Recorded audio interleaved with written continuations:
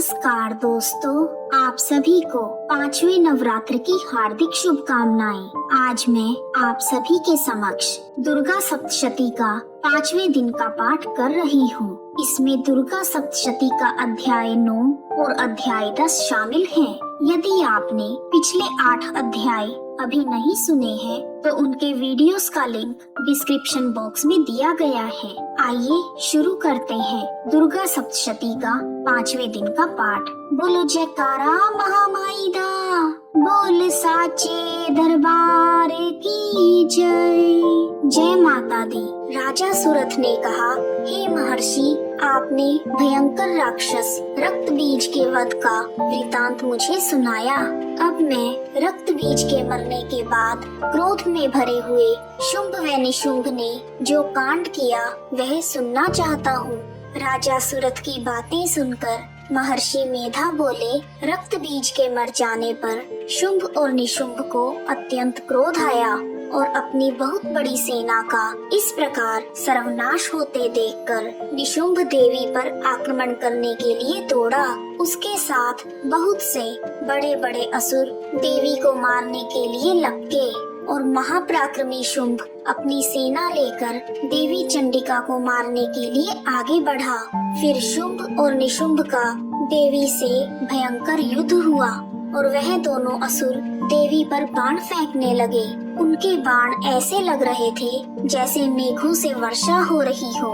उन दोनों के चलाए हुए बाणों को देवी ने अपने बाणों से काट दिया और अपने शस्त्रों की वर्षा से उन दोनों दैत्यों को चोट पहुंचाई। निशुंभ अपनी तेज तलवार और चमकती हुई ढाल लेकर देवी की ओर बढ़ा। देवी ने अपने क्षुरप्र नामक बाण से निशुंभ की तलवार व ढाल दोनों को काट डाला। तलवार और ढाल कट जाने पर निशुंभ ने देवी पर शक्ति से प्रहार किया। देवी ने अपने चक्र से उसकी शक्ति के 2 टुकड़े कर दिए। शक्ति के टूटने पर निशुंभ को बहुत क्रोध आया और उसने देवी को मारने के लिए शूल फेंका, किंतु देवी ने अपने मुक्के के प्रहार से उसके शूल को चूर चूर कर दिया। फिर उसने देवी पर गदा से प्रहार किया। देवी ने त्रिशूल से गदा को भस्म कर डाला। उसके बाद वह फरसा लेकर देवी की ओर लपका। देवी ने अपने तीखे बाणों से उसे धरती पर सुला दिया। अपने महापराक्रमी भाई निशुंभ को इस प्रकार देवी से हारते हुए देखकर शुंभ क्रोध से भर गया और वह देवी को मारने के लिए दौड़ा। दैत्यराज शुंभ रथ में बैठा हुआ उत्तम आयुधों से सुशोभित अपनी 8 बड़ी बड़ी भुजाओं से सारे आकाश को ढके हुए था। शुंभ को आते हुए देखकर देवी ने अपना शंख बजाया और धनुष की टंकोर का अत्यंत भयंकर शब्द किया। साथ ही अपने घंटे की नाद से जो संपूर्ण दैत्य सेना के तेज को नष्ट करने वाला था उसे संपूर्ण दिशाओं में व्याप्त कर दिया। इसके पश्चात देवी के सिंह ने भी बड़ी जोर की गर्जना की। उसकी गर्जना से पृथ्वी, आकाश और 10 दिशाएं पूरित हो गई। फिर आकाश में उछलकर कालिका देवी ने अपने दांतों तथा हाथों को पृथ्वी पर पटक दिया। उनके ऐसा करने से एक भयंकर शब्द हुआ जिसके प्रभाव से बाकी सभी शब्द शांत हो गए। इसके पश्चात शिवदूती ने असुरों के लिए भय उत्पन्न करने वाला अट्टहास किया, जिसे सुनकर सभी दैत्य थर्रा उठे और शुंभ का क्रोध और भी बढ़ गया।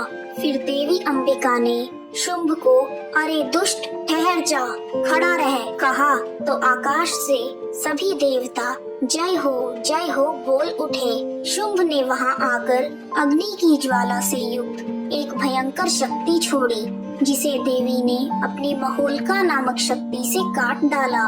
हे राजन, शुंभ के छोड़े हुए बाणों को देवी ने और देवी के छोड़े हुए बाणों को शुंभ ने अपने बाणों से काटकर सैकड़ों और हजारों टुकड़ों में परिवर्तित कर दिया। इसके पश्चात जब चंडिका ने क्रोध में भरकर शुंभ को त्रिशूल से मारा तो वह मूर्छित होकर पृथ्वी पर गिर गया। जब उसकी मूर्छा दूर हुई तो वह धनुष लेकर आया और अपने बाणों से उसने काली माता तथा सिंह को घायल कर दिया। सिंह को घायल करने के बाद शुंभ ने 10,000 भुजाएं धारण करके चक्र आदि आयुधों से देवी को आच्छादित कर दिया। तब भगवती कुपित होकर अपने बाणों से उन चक्रों तथा बाणों को काटने लगी। यह देखकर निशुंभ हाथ में गदा लेकर चंडिका को मारने के लिए दौड़ा। उसके आते ही देवी ने तीक्ष्ण धार वाले खड्ग से उसकी गदा को काट दिया। फिर निशुंभ ने त्रिशूल हाथ में ले लिया। निशुंभ को त्रिशूल हाथ में लेकर आता हुआ देखकर चंडिका ने अपने शूल से उसकी छाती पर प्रहार किया और उसकी छाती को चीर डाला। छाती के चीरने से उसमें से एक उस जैसा ही महापराक्रमी दैत्य ठहर जा कहता हुआ निकला। उसको देखकर देवी ने जोर से ठहाका लगाया। अभी वह निकल ही नहीं पाया था कि उसका सिर देवी ने अपनी तलवार से काट डाला। सिर के कटने से वह पृथ्वी पर गिर गया। देवी का सिंह दहाड़ दहाड़ कर असुरों का भक्षण करने लगा और शिवदूती तथा कालिका देवी भी राक्षसों का रक्त पीने लगी। कुमारी देवी की शक्ति से कितने ही महादैत्य नष्ट हो गए। कई दैत्य माहेश्वरी देवी के त्रिशूल से विदीर्ण होकर पृथ्वी पर गिर गए और कई दैत्य वाराही के प्रहारों से छिन्न भिन्न होकर धराशायी हो गए। वैष्णवी ने भी अपने चक्र से बड़े बड़े महापराक्रमी दैत्यों को मौत के घाट उतार दिया और उन्हें यमलोक भेज दिया। और ऐन्द्री के वज्र के प्रहार से कितने ही राक्षस टुकड़े टुकड़े हो गए और कितने ही राक्षस भाग गए। अपने प्यारे भाई की इस भयानक मौत को देखकर तथा सेना को नष्ट हुए देखकर क्रोध में भरा हुआ दैत्यराज शुंभ कहने लगा, हे दुष्ट दुर्गे, तू इतना गर्व मत कर, तू दूसरों के बल पर लड़ रही है। देवी ने कहा, हे दुष्ट, देख, मैं तो अकेली ही हूँ। यह सब मेरी शक्तियाँ हैं। यह सब की सब मुझ में ही प्रविष्ट हो रही हैं। देवी के ऐसा कहते ही सभी दैवी शक्तियाँ ब्राह्मणी, वैष्णवी, माहेश्वरी, कुमारी और ऐन्द्री आदि देवी के शरीर में लीन हो गई और देवी अकेली रह गई। तब देवी ने कहा, मैं अपनी ऐश्वर्य शक्ति से अनेकों रूपों में यहाँ उपस्थित हुई थी। अब मैंने उन सभी रूपों को अपने में समेट लिया है। अब मैं यहाँ पर अकेली हूँ, तुम भी यहीं ठहरो। तब देवताओं तथा राक्षसों के देखते देखते अंबिका देवी तथा शुंभ के बीच भयंकर युद्ध छिड़ गया। अंबिका देवी ने सैकड़ों अस्त्र और शस्त्र छोड़े। उधर दैत्यराज ने भी भयंकर अस्त्रों और शस्त्रों से देवी पर प्रहार किया। देवी के छोड़े हुए सैकड़ों अस्त्रों को दैत्य ने अपने अस्त्रों द्वारा काट दिया। इसी प्रकार शुंभ ने जो अस्त्र देवी पर छोड़े, उन्हें देवी ने अपनी भयंकर हुंकार के द्वारा ही काट डाला। दैत्य ने जब सैकड़ों बाण छोड़कर देवी को ढक दिया, तो क्रोध में भरकर देवी ने अपने बाणों से उसका धनुष ही नष्ट कर दिया। धनुष के नष्ट हो जाने पर शुंभ ने एक शक्ति चलाई, लेकिन देवी ने उसे भी काट कर फेंक दिया।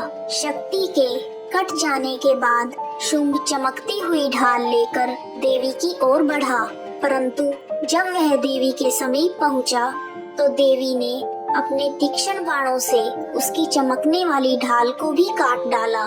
देखते ही देखते शुंभ का रथ टूट गया, उसका सारथी मारा गया और घोड़ा भी मारा गया। तब वह भयंकर मुद्गर लेकर देवी पर आक्रमण करने के लिए आगे बढ़ा, किंतु देवी ने अपने तीक्ष्ण बाणों से उसका मुद्गर भी काट दिया। इस पर दैत्य ने क्रोध में भरकर देवी की छाती में बड़ी जोर से एक मुक्का मारा।